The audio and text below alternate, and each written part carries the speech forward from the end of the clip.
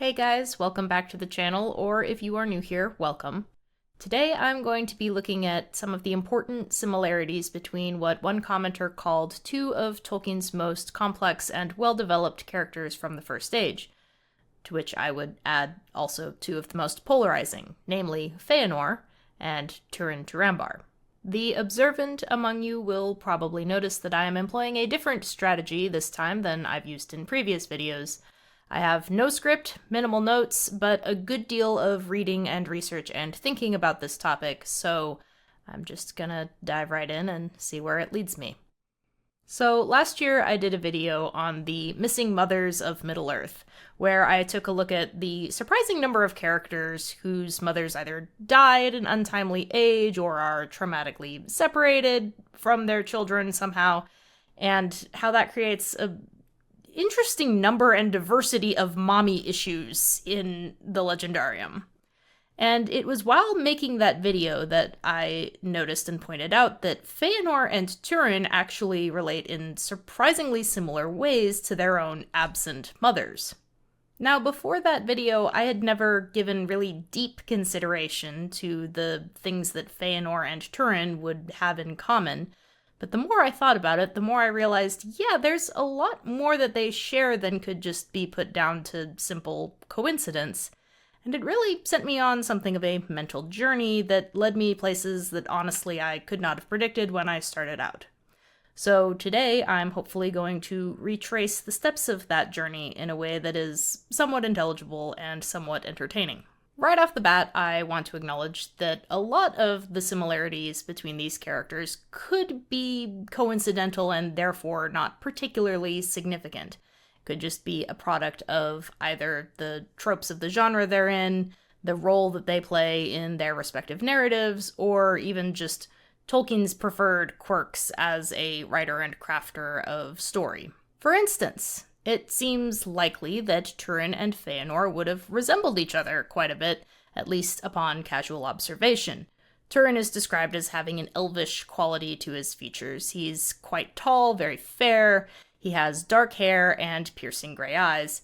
This is sort of the classic Noldoran family of physical features that we would kind of by default attribute to most of the House of Finwë unless they're specifically noted as exceptions. The Golden House of Finarfin comes to mind, but again, they are the exceptions that prove the rule, with their sparkly yellow/silver/yellow-silver hair. But, of course, these are traits that Tolkien is fond of giving to many of his characters, particularly the ones who are heroic in the traditional or conventional sense, so it's not that surprising that Feanor and Turin would share these traits, and frankly, they share them with a whole host of other characters. Likewise, Feanor and Turin are both tragic heroes, in the formal or classical sense of that term, and that accounts for a lot of the similarities in their respective stories. Feanor and Turin are both of noble birth. They both have tremendous personal talents, but also face tremendous obstacles, and suffer from some very significant character flaws. There are exiles incurred at some point or another, there are revenge quests undertaken, there's an awful lot of death and blood, and for both characters, it's their pride and rashness that leads to their ignoble death and defeat in the midst of what really should be their greatest moment of triumph. But since all these elements are practically demanded by the nature of what a tragedy is, they're not all that significant in arguing for a reason to compare these two on a deeper level. This logic also extends to some of the more obvious character traits that Turin and Feanor share, notably their arrogance, their hastiness, and their wrath, their tendency to turn everything into a bloodbath. There's another reason you might hesitate to accept the premise that the similarities between these two characters are particularly significant. And that's that Feanor and Turin really don't have that much to do with each other. In fact, Turin's story is notable for having almost nothing to do with the Feanorian narrative throughline of the rest of the Silmarillion. You could actually take the Turin part out of the Silmarillion and transport it to a different time and place, and the outcome of the First Age would remain essentially unchanged. To my mind, though, that separation actually invites comparisons, since Feanor's and Turin's stories are parallel in the sense of minimally intersecting. You can compare the characters on their own merits instead of considering how one might be reacting to either the other, or events that the other set in motion. With that established, let's look at some of the similarities between Feanor and Turin that do seem significant. Both characters are described as being exceptional among their kind. Feanor is the most accomplished lore master of the Noldor and apparently the greatest of all Eldar generally, whereas Turin is the mightiest and most renowned warrior of men of the First Age. Though Feanor's strength clearly lies in his intelligence and creativity, whereas Turin's lies in his physical prowess and daring, both are well-rounded Renaissance men. Renaissance elves. Feanor has plenty of strength of will and courage, including that time he told Morgoth directly to get off his lawn, and he's no slouch in battle. Turin, for his part, due to his upbringing in Doriath, is well-versed in all manner of elvish lore, including things like music, language, and woodcraft, and he's also a skilled rhetorician and shows some political savvy. And of course, both are described as being particularly beautiful specimens of their kind. So Feanor and Turin both embody the idea of personal innate greatness, but in some ways they're also representatives of, in Feanor's case, all of Elvendom, and in Turin's case, all mankind. Both characters have the dubious honor of being personally singled out by Morgoth as the particular targets of his corrupting will, and for both Feanor and Turin, their hatred of Morgoth is not so much a question of survival or moral or political concerns. It's very personal. It's a revenge quest based on private grief and insult. The stories of both Feanor and Turin touch in some way on the falls of elves and men, respectively. In Feanor's case, it is all too apparent why that is, as he is the one who primarily leads the Noldor into open rebellion against the laws, not only of the Valar, but of nature itself in some sense, including the first killing of elf by elf, which apparently was not a thing before that, certainly not in the Blessed Realm of Valinor. Turin's case is a little bit less obvious, but especially in the later and more developed versions of the Children of Húrin story, the whole thing really boils down to a debate between Morgoth and Húrin that centers on the question of just how much power over individual men Morgoth's earlier corruption of all of mankind has given him. Feanor and Turin both have very famous curses named after them, two of the most significant and consequential actual curses that have an influence over Middle-earth's history. And both Feanor and Turin are mentioned by name as playing important roles in the semi-canonical prophecy of the Dagor Dagorath, meaning that they will both be contributing very directly to Morgoth's eventual hypothetical future overthrow. Another important quality that Feanor and Turin share is the unusual degree to which they are psychologically developed as characters, especially by the standards of the First Age writings more generally. There's plenty of cases where you can think of a character who's just as epic or heroic as Feanor and Turin. Many of them are arguably more sympathetic, maybe even more interesting, and there's plenty of ways that you can infer different motivations and characteristics of these different characters by reading into Tolkien's more laconic style. But in the case of Feanor and Turin, he really explicitly spells out a lot about their early lives, their traits, their habits, their likes and dislikes, and especially there's an emphasis on their family dynamics. And this is something that's particularly pronounced in the stuff that Tolkien wrote immediately following the completion and publication of The Lord of the Rings, sort of like 50s material. We already mentioned some of the broader similarities between their characters and their stories, so I want to focus in on the parallels, and there are many, when it comes to their relationships with the members of their families. First, there's the way both characters feel about their fathers, which, in both their cases, kind of extends to the way they feel about the whole concept of their ancestry and descent and place in history.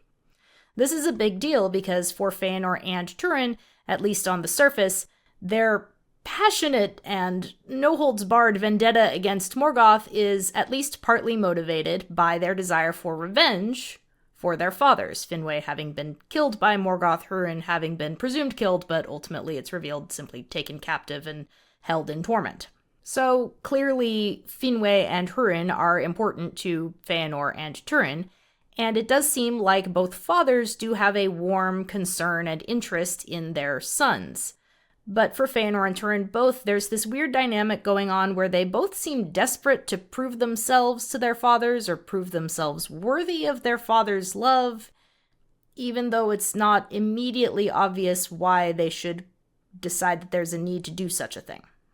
Feanor and Turin are both the firstborn sons of their fathers and grow up being more or less constantly reminded of their status as the heir presumptive of the houses of Finwë and Hador. And both of them seem pretty anxious about this status in a way that doesn't make a ton of rational sense. In Feanor's case, yes, he's Finwë's heir, and Finwë even goes to some pains to clarify that he considers his sons equal in legitimacy, but Feanor always kind of gets his favor when it comes to matters of precedence. But Finwë's an elf. Elves are functionally immortal. They're living in the literal earthly paradise of Valinor.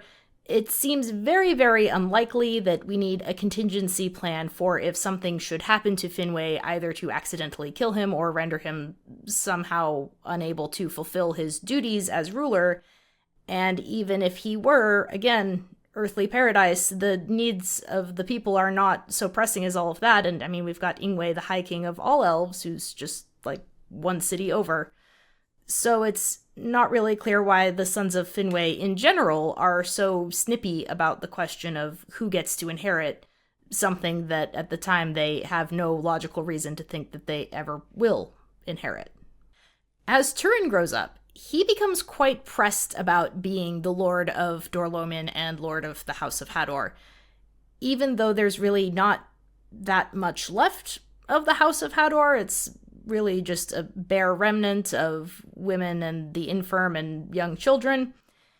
And he spends very little time either directly interacting with his close kinsmen that remain, or concerning himself with Dorlomin, the traditional lands of his people. In both cases, though, they are so preoccupied with their status and the honor of their respective houses that it leads them both to an impulsive act of violence that results in their semi-voluntary exile. In Feanor's case, this is when he walks in on Fingolfin impugning his filial loyalty, which results in Feanor drawing a blade against his half-brother and then getting kicked out of Tirion, where, by most accounts, he wasn't spending all that much time anyway. And for Turin's case, he retaliates against the elf Cyros after Cyros insults the women of Dorlomin, and this escalates into Cyrus's accidental death, after which Turin flees what he assumes will be the justice of Elu-Thingol. Now, both these incidents show how Feanor and Turin desire to prove themselves worthy sons of their fathers, but also that each holds their absent mother in a reverence that is bordering the unhealthy in its degree and intensity. Miriel, the mother of Feanor and first wife of Finwë, and Morwen, the mother of Turin, are both well-developed and strikingly similar characters in their own right. For instance, both women are capable of a degree of proud stubbornness that's almost spiteful. Both of them show a more grim and skeptical turn of mind than either of their excessively sanguine husbands.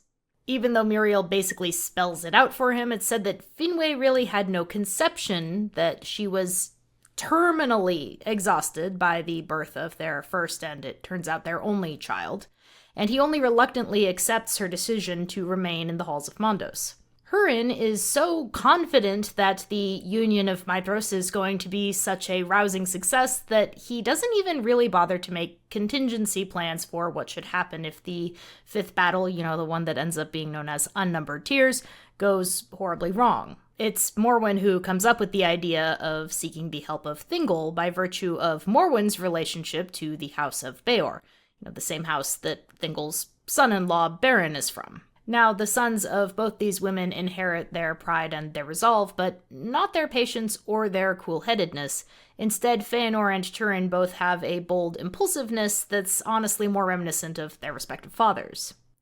And for both of them, this turns their mother's strengths into weaknesses. Morwen's enviable, if icy, emotional control shows up in Turin as a ruthless streak that is frankly terrifying, and the speed with which Muriel thought and spoke and worked turns into impulsiveness and restlessness in Feanor to the extent that he can't even get anywhere with the fiber arts that Muriel was so renowned for, simply because he lacks the patience to actually finish any of his projects.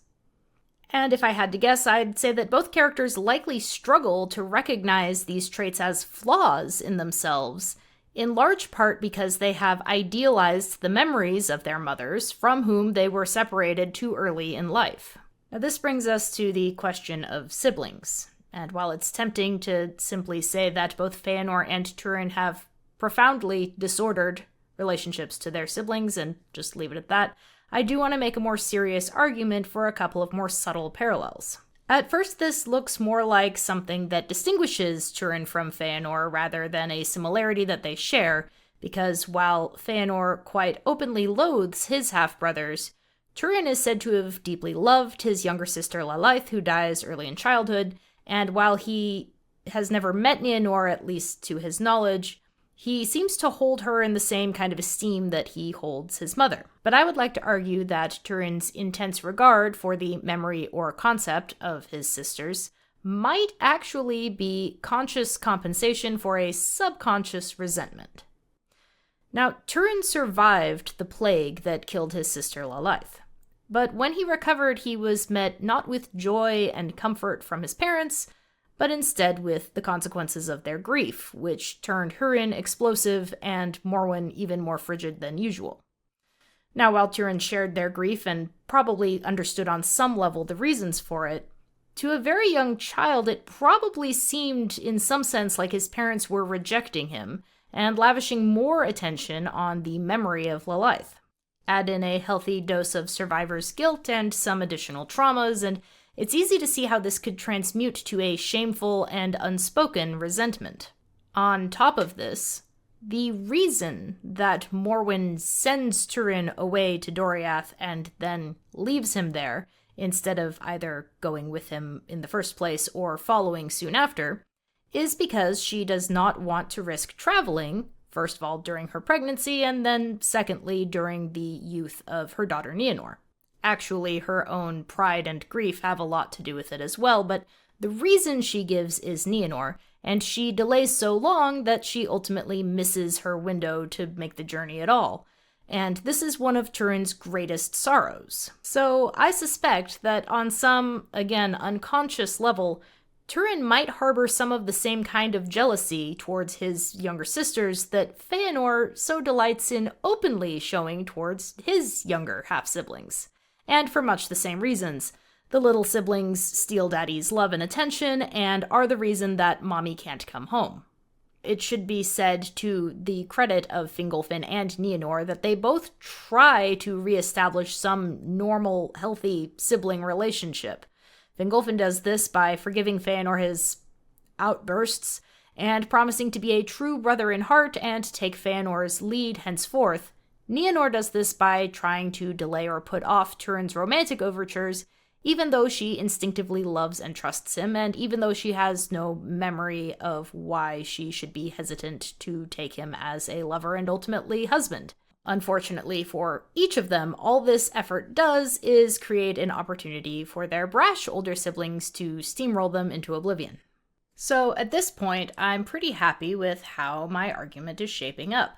I feel pretty confident that the similarities between Feanor and Turin are indeed significant enough to argue for their meaningful comparison.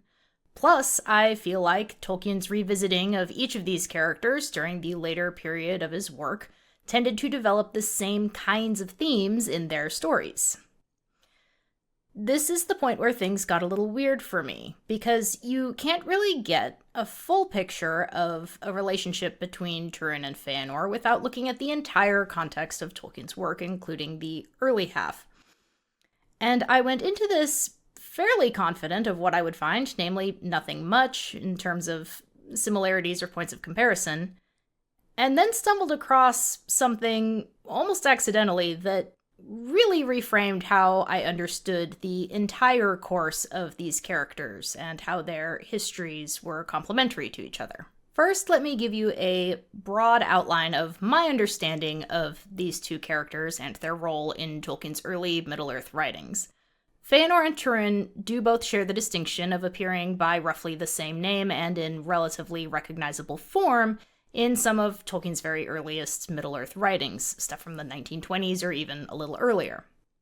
They're certainly not unique in that regard, but it's still a mark of distinction for them both, when you consider the number of characters who would turn out to be fairly critical to the history of the First Age who do not appear in those early writings. Names like Fingolfin, Fingon, Finrod, Sauron. You can't say the same about those guys. In one of Feanor's earliest appearances in the Book of Lost Tales, he is already identified as a master craftsman, the creator of the Silmarils, and a key figure in the ultimate rebellion and flight from Amon of the Noldor, or the Noldoli as they were called back then.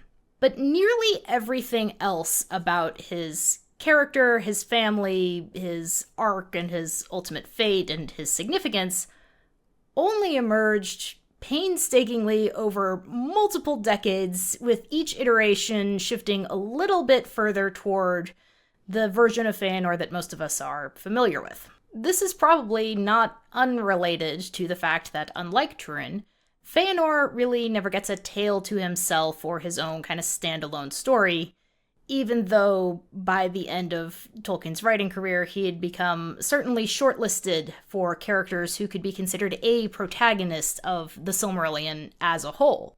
Turin's case, at least at first glance, could hardly seem more different.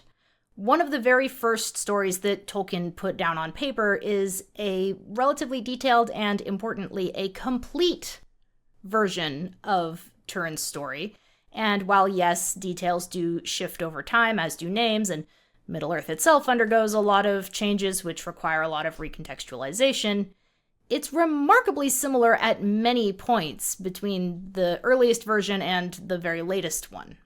And it's all but certain that this remarkable degree of continuity is at least somewhat due to the fact that Turin's story was heavily inspired by and modeled on the legend of a character called Kullervo, specifically the version as recounted in the 19th century compilation of Finnish folklore known as the Kalevala.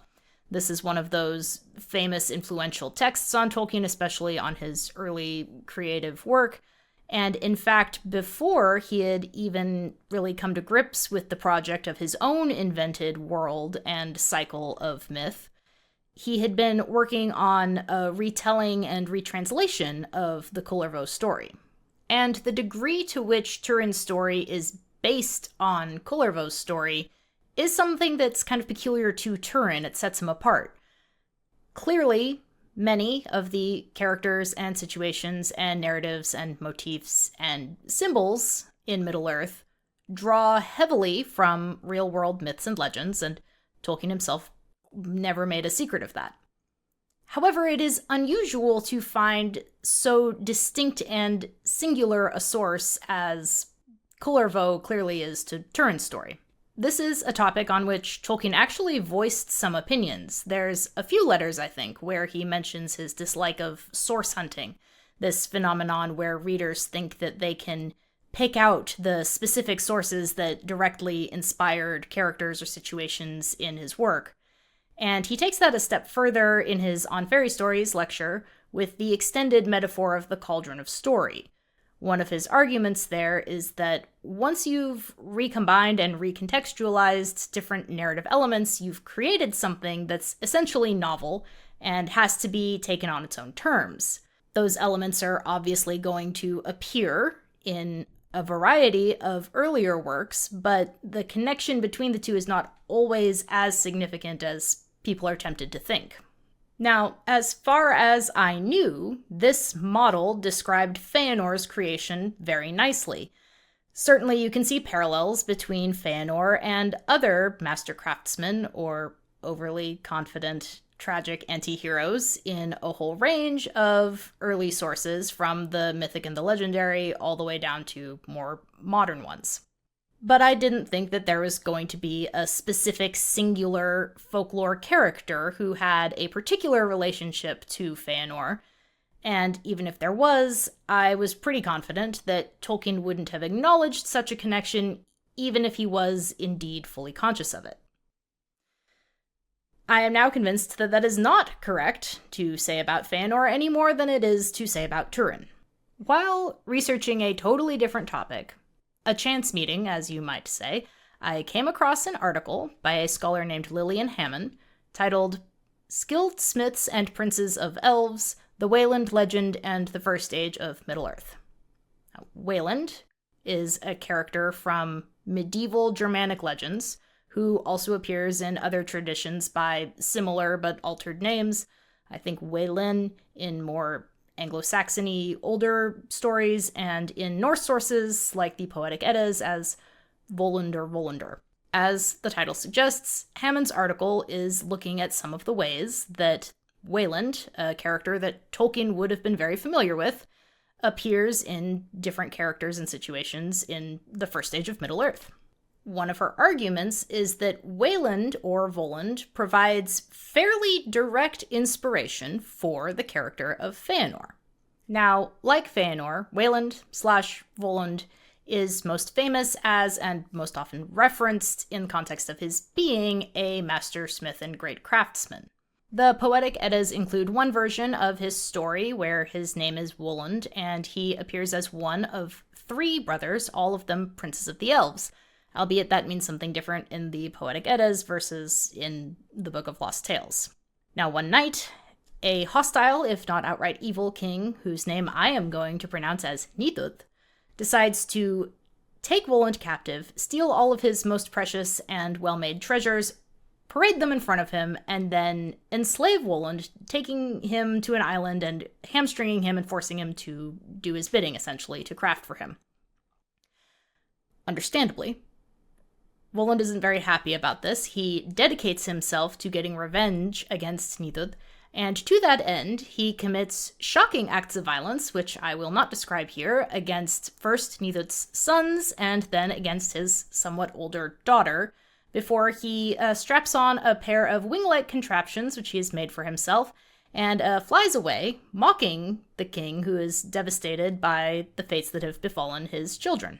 Now, while we can surely all agree that this is big Feanor energy, the narrative parallels between the Voland story and Feanor's story are admittedly not quite as clear as the ones between Kullervo and Turin. But Hammen still has a couple of really interesting points to support a connection between Voland and Feanor. First, she references a very obscure, very early document where Tolkien is considering how the cycle of legends that he was just beginning to work out might have appeared, hypothetically, in the legends of men that followed after them. Specifically, he rejects the idea that Wayland would just have been another name for the Vala Aule, and he plays around with various different characters, all of whom kind of get written out, until at the end he writes simply Wayland equals Feanor. On top of that, Hammen shows that as Tolkien successively rewrites Feanor's story time after time after time over multiple decades, he tends to be shifting it to be more in alignment with the Wayland/Voland story, at least thematically and in terms of Feanor's character, if not necessarily in terms of the fine details of the plot. This means that what I had assumed was going to be a major distinction between Feanor and Turin actually turns out to be another significant similarity. Both those characters, from a very early point, drew unusually direct inspiration from a character from real-world folklore, and moreover, this was a conscious and deliberate move by Tolkien, and one that he even identified by writing it down. He wanted some version of the Wayland story and the Kullervo story to be reflected in Middle-earth, and Feanor and Turin were the results of that. And since Tolkien wasn't really in the habit of spelling out his sources so explicitly when, indeed, he was fully conscious of them, this is something that sets both of these characters apart from the average of what we would expect to find in Middle-earth. At this point, comparing Feanor and Turin has left me with more questions than I started with, which is honestly somewhat maddening. I will say that at least my initial hypothesis that it might be particularly fruitful or intriguing to stack these two characters up against each other has been proven, and then exceeded.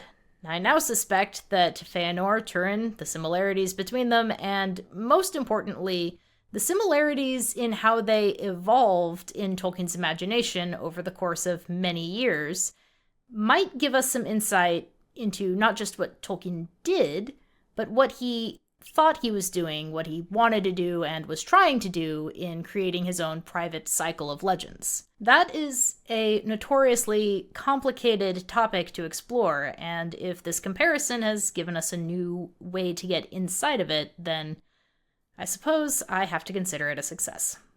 If you enjoyed this video, hit the thumbs up button like you just learned it was way too closely related to you and you need to wipe out evidence of your degeneracy. Consider subscribing so you know when I upload another wild-eyed conspiracy theory rant. Let me know in the comments if you think I missed anything or am totally off base. Thank you to everyone for watching, especially my Patreon supporters, including Alan Dworsky, Michael Lammy, Amar, Catherine Berry, Steve B., Abutu, Losidamius, Gandalf the Grey, Nick Rialo, Paul Leone, Dorwin Gray, Sea Green Mango, Zach Burns, Brendan Mooney, Anna Ferrulio Daldon, and Joel Byon.